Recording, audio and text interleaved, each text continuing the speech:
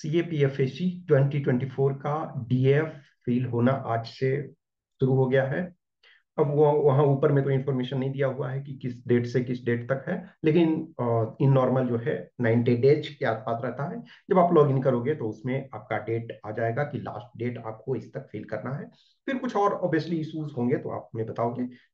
इसमें से आप ऑलरेडी, चूंकि जब फॉर्म फिल कर रहे थे ओरिजिनली, आपने उस समय जब रिटेन के पहले फॉर्म फिल कर रहे थे तो उसमें आपने OTR आपका आईडी था, तो या तो आप ईमेल से लॉगिन कर सकते हो। जैसे ईमेल से लॉगिन करोगे तो ईमेल आईडी यहाँ डालोगे, मोबाइल से लॉगिन करोगे इस पे क्लिक करोगे तो आप मोबाइल नंबर यहाँ आप इंटर करोगे, या OTR आईडी से आप लिंक करोगे तो OTR आईडी डालोगे, और आपका OTP और पासवर्ड। तो जो आप यहाँ फिल करोगे उसके बाद आपका OTP आएगा, आप उसको फिल करोगे। फिर आप कैप्चा जो भी आएगा, ऑब्वियसली बात है वो अलग अलग टाइम में अलग अलग आएगा, तो कैप्चा आएगा उसको फिल करोगे। अब यदि मान के चलो कुछ इश्यूज होता है तो आप उसको, इसमें इंस्ट्रक्शंस वगैरह आपको आते रहेंगे। फिर आप लॉगिन करोगे, लॉगिन करने के बाद आपको डिटेल फिल करने पड़ेंगे। अब डिटेल क्या क्या फिल करने हैं वो मैं आपको दिखाता हूँ। जैसे इसमें से ये रहेगा नंबर 1 में आपका नेम, तो कुछ जो चीजें होंगी वो आपके ऑलरेडी फिल रहेंगे और कुछ चीजों को फिल करना है। तो नेम आपका रहेगा जो मेट्रिकुलेशन में है, जो भी मेट्रिकुलेशन में जिस टाइप का है उसी तरह से लिखना है। मान के चलो कि जो भी ABC आपका नेम है तो उस ABC फॉर्म में लिखोगे। फिर आप address of correspondence to which communication is to be send, आपका जो भी कम्युनिकेशन होगा तो वहां का post office, city, district, state, pin code जो भी है, टेलीफोन नंबर या मोबाइल नंबर, आप अपना, वैसे सारी चीज की जरूरत नहीं, मोबाइल की जरूरत होती है, ईमेल आईडी। अब परमानेंट है, अब परमानेंट एड्रेस मान के चलो कि सेम रहता है तो वो आप क्लिक करके सेंड कर लेते हो, और अदरवाइज आप मैनुअली उसको फिल करोगे। तो ये इंफॉर्मेशन, तो ये पॉइंट नंबर 1 में आपका नेम। और यदि कभी नेम आपने चेंज किया है तो यस करोगे, और नहीं चेंज किया है तो नो करोगे। फिर आपको, अब यस करोगे तो फिर चेंज क्या किए हो वो उसमें से इंस्ट्रक्शन आएगा, और यदि नहीं किए हो तो कोई बात नहीं। फिर थर्ड में आपका सिटीजनशिप आएगा, नेशनलिटी आएगा, ठीक है ना। फिर जेंडर आएगा, मेल फीमेल जो भी है, डेट ऑफ बर्थ आपका रहेगा। फिर आपका क्लेम्ड एज रिलैक्सेशन, यदि आप OBC, SC, ST, ex serviceman, या सेंट्रल गवर्नमेंट सिविलियन एम्प्लॉय यदि हो इस टाइप में, तो कोई भी, तो आप एज रिलैक्सेशन के लिए यस करोगे, यदि नहीं तो नो करोगे। कम्युनिटी, आप जिस भी, आप जनरल हो, OBC हो, SC हो, ST हो, एक्स, ये आप general, OBC, EWS, SC, ST, ये आप कम्युनिटी में डालोगे, ठीक है। अब सर्टिफिकेट नंबर, यदि आप जनरल हो तो सर्टिफिकेट नंबर की जरूरत नहीं है, लेकिन OBC हो, SC, ST, EWS, तो आपको इसमें डालना पड़ेगा certificate number, date of issue, ये डिजिग्नेशन ऑफ इशूइंग अथॉरिटी, और full address of issuing authority. Next, name of the caste mentioned, यदि आपका, सपोज करो कि कोई कम्युनिटी आप से बिलोंग करते हो तो डालना है, और यदि नहीं बिलोंग करते हो तो यहाँ कुछ नहीं डालना है। State your religion if you belong to scheduled caste, यदि शेड्यूल्ड कास्ट से हो तो आपको अपना रिलीजन डालना पड़ेगा, यदि नहीं तो यहाँ डालने की जरूरत। If you belong to any minority community, यदि आप कोई माइनॉरिटी कम्युनिटी से हो तो यस, और नहीं तो नो। ये नो का मतलब ये नहीं सब। अब जो आप यदि इन किसी में से हो तो यस डालोगे, और यदि यस है तो आप नेम डालोगे अपने कम्युनिटी का, नहीं हो तो नहीं डालोगे। फिर उसके बाद आप अपना प्लेस ऑफ बर्थ डालते हो। इफ बॉर्न इन इंडिया तो इंडिया में, यदि आउटसाइड इंडिया हो तो आउटसाइड इंडिया का लिखोगे। मैरिटल स्टेटस, मैरिड अनमैरिड जो भी हो। फिर लैंग्वेज, एक चीज ध्यान रखना, लैंग्वेज जो आपका है इंक्लूडिंग इंडियन लैंग्वेज, अब बहुत सारे कैंडिडेट्स जो होते हैं वो आप इंग्लिश छोड़ देते हैं, तो आपको हिंदी इंग्लिश जो जानते हो, कुछ कैंडिडेट्स होते हैं बोलते हैं इंग्लिश वाला डायरेक्ट नहीं आ रहा, अदर में करके आपका आता है। ये कह रहा ना कि what language including Indian language, यानी इंडियन लैंग्वेज सहित। और यदि आप कोई फॉरेनर लैंग्वेज, फॉरेन लैंग्वेज, जैसे इंग्लिश क्या फॉरेन लैंग्वेज है, कोई फ्रेंच जानते हैं, या हिंदी जानते हैं, बंगाली जानते हैं, संस्कृत जानते हैं, उड़िया जानते हैं, मराठी जानते हैं, जो भी आप जानते हो तो यहाँ लिखोगे। कोई एग्जाम यदि पास किए हो तो ठीक है, और नहीं एग्जाम पास किए हो तो उसको नहीं लिखोगे। अब जैसे मान के चलो कि कोई कैंडिडेट है कि वो बंगाली जानते हैं लेकिन उन्होंने एग्जाम नहीं पास किया है, तो ठीक है, लेकिन आप जानते हो किस चीज टाइप में जानते हो। एक है स्पीक ओनली तो इस वाले कॉलम में लिखोगे। कोई है रीड ओनली तो इस वाले कॉलम में लिखोगे। रीड एंड स्पीक तो इस वाले कॉलम में। रीड राइट एंड स्पीक तो इस वाले कॉलम में। कुछ कैंडिडेट तो इसमें भी लिख देते हैं सेम, इसमें भी तो वो आपको नहीं करना है। जो जिस चीज सिर्फ आप किसी लैंग्वेज को पढ़ना जानते हो तो इसमें लिखो, किसी में बोलना सिर्फ जानते हो इसमें लिखोगे, रीड एंड स्पीक जानते हो तो इसमें लिखोगे, रीड राइट एंड स्पीक तो इसमें लिखो, और एग्जाम को पास किए हो तो ठीक है। ठीक है। अब ये फोर्स में हम ये मैंने इसको रेड इस वजह से कर दिया है कि ताकि आप अपने अनुसार जो भी आपको लगता है फोर्स में देना है, force for which you wish to be considered in order of preference. अब आपका रैंकिंग मायने रखता है। सपोज आप जो भी देना चाहते हो, सबका अपना अपना प्रेफरेंस है। जो कैंडिडेट को जिसमें इन सब में डाउट होगा तो आप पर्सनल मैसेज करोगे। अदरवाइज आप अपने अनुसार जो भी आपको लगता है इन सारे फोर्सेस के बारे में थोड़ा स्टडी कर लोगे कि हमें कौन सा देना है। अभी जैसे देखो आज हमने एक फोर्स एलोकेशन वाला डाला, तो देखोगे कि टॉप 10 में जो 9 है वो CSF डाले 23 की बात कर रहा हूँ, आज मैंने उस पर एक वीडियो डाला था। तो टॉप 10 में टॉप 9 सिर्फ 6th रैंक वाले जो थे वो BPF ये सॉरी BSF डाले थे। तो वैसे ही बहुत सारे कैंडिडेट्स होते हैं अलग अलग, उनका अपना चॉइस होता है। कुछ लोग हैं कि मुझे ITBP फर्स्ट चाहिए, कुछ लोग को होते हैं BSF मुझे फर्स्ट चाहिए, कुछ लोग को होता है IT ये CRPF चाहिए, कुछ लोग को CSF। तो आप अपने अनुसार उसको दो, और फिर डाउट होगा तो आप मुझे प्रश्न पूछ सकते हैं। नेक्स्ट फिर है do you possess prescribed educational qualification. अब ये इसमें तो यस ही करना पड़ेगा ना।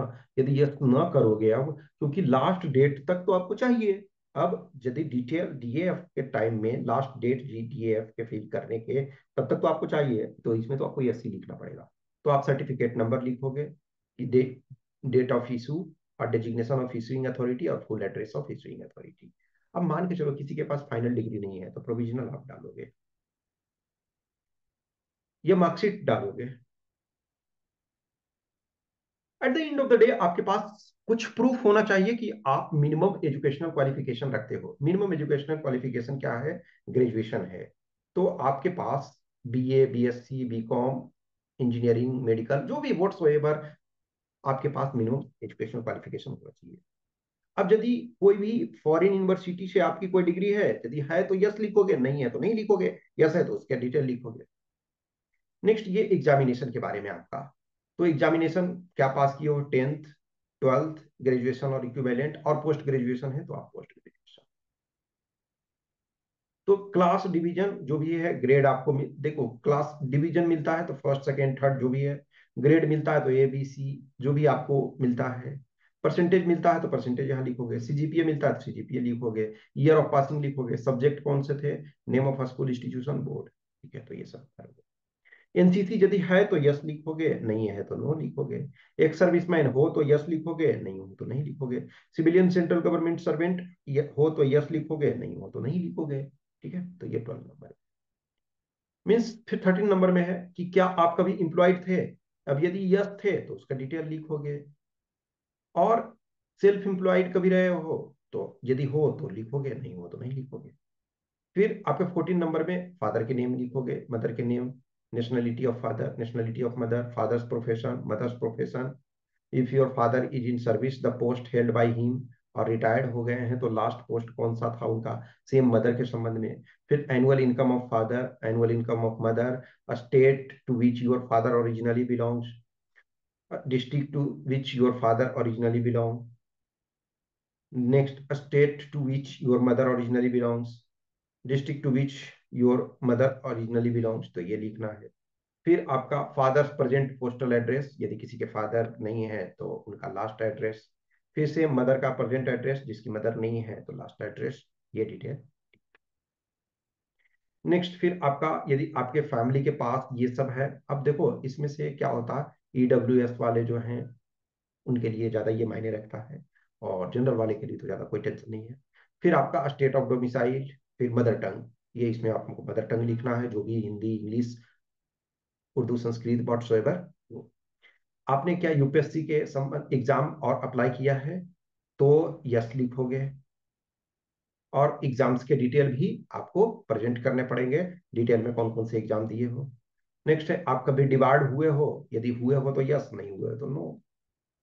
अब देखो पार्टिकुलर इस पर देना है। ये इस कॉलम को बहुत ध्यान से पढ़ना है, भरना है कि कोई यदि प्राइज आपको मिला है, मेडल मिला है, स्कॉलरशिप मिला है, तो उसको ये लिखना है डिटेल इसमें। Team games, sports, NCC, hitch hiking, mountaineering etcetera, कुछ भी यदि आपके पास है उसको लिखोगे।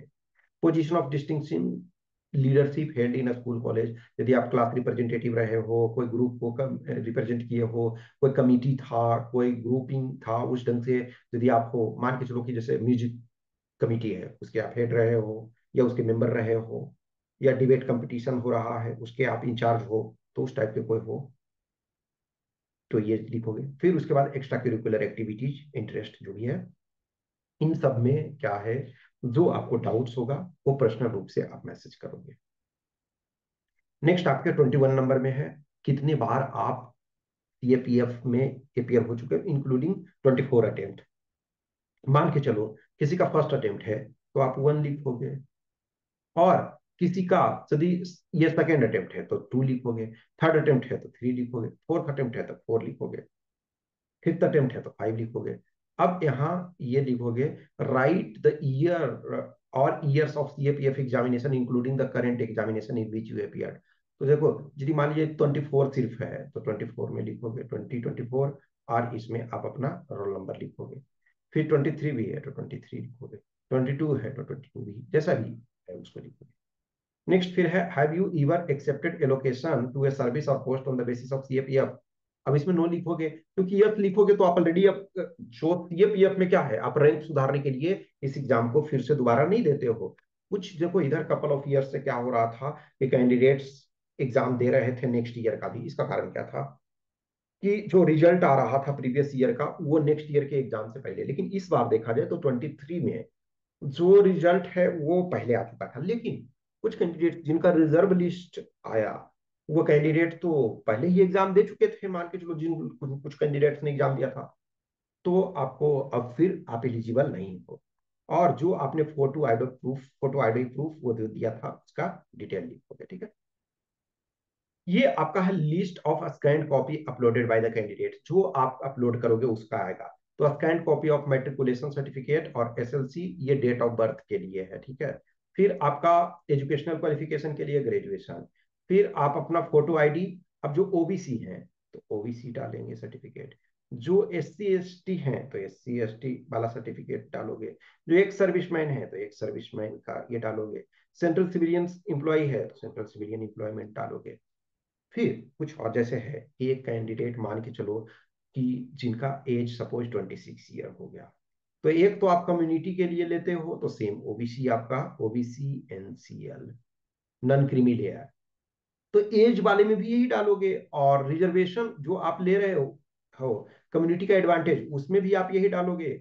और जो एज वाले में सेम एससी एसटी हैं तो आप सेम डालोगे एज। यदि कुछ कैंडिडेट्स हैं कि मान के चलो कि यदि आप ओबीसी कैंडिडेट हो लेकिन आपका एज अभी 25 नहीं कंप्लीट हुआ है, तो इसका मतलब क्या है, यदि आप जनरल मेरिट लिस्ट में आओगे तो जनरल मेरिट लिस्ट वाले में, जैसे आज हमने जो आपको फोर्स एलोकेशन वाला में दिखाया ना, कि सपोज करो कि ओबीसी के सीट्स आपके ज्यादा हैं और मान के चलो कम है, सॉरी, जैसे आप लेटेस्ट टेक लो कि सीएसएफ फॉर एग्जाम्पल लो, तो सीएसएफ में ओबीसी के लिए जो सीट्स थे, ओबीसी के लिए 29 सीट्स थे, लेकिन 34 कैंडिडेट आए।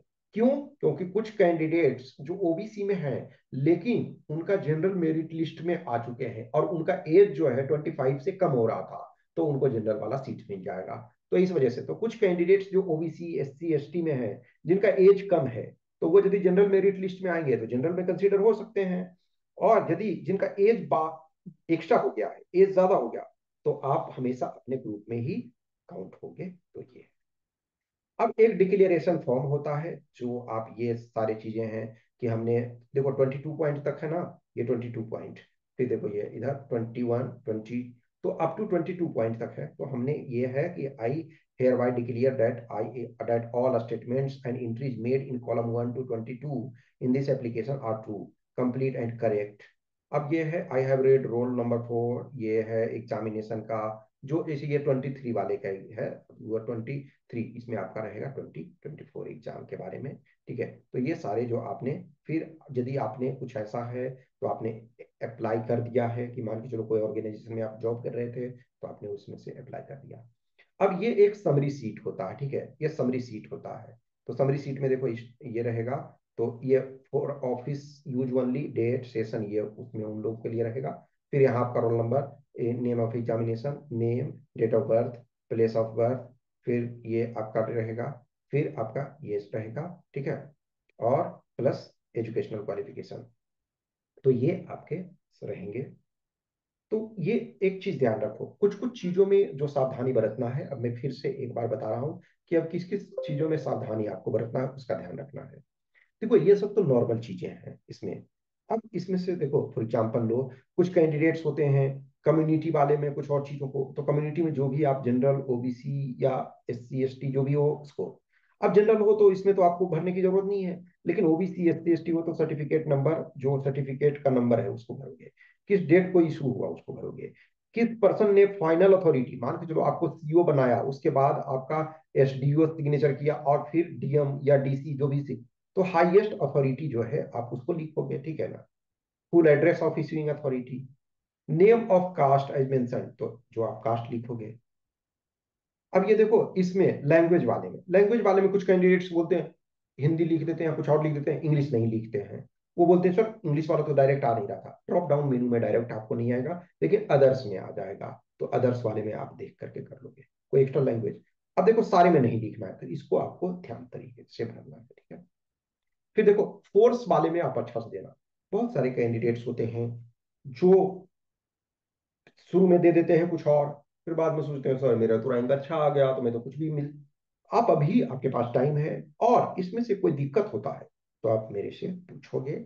मेरे से ही नहीं, मतलब इन द सेंस कि जो भी आपके सीनियर हैं मेरे से जुड़े हुए हो तो मेरे से पूछोगे, कुछ और सीनियर से जुड़े हुए हो जो पहले कंप्लीट कर चुके हैं तो उनसे पूछोगे, ठीक है। तो इसको सही तरीके से भर, एजुकेशनल क्वालिफिकेशन वगैरह को सही तरीके से भर लेना।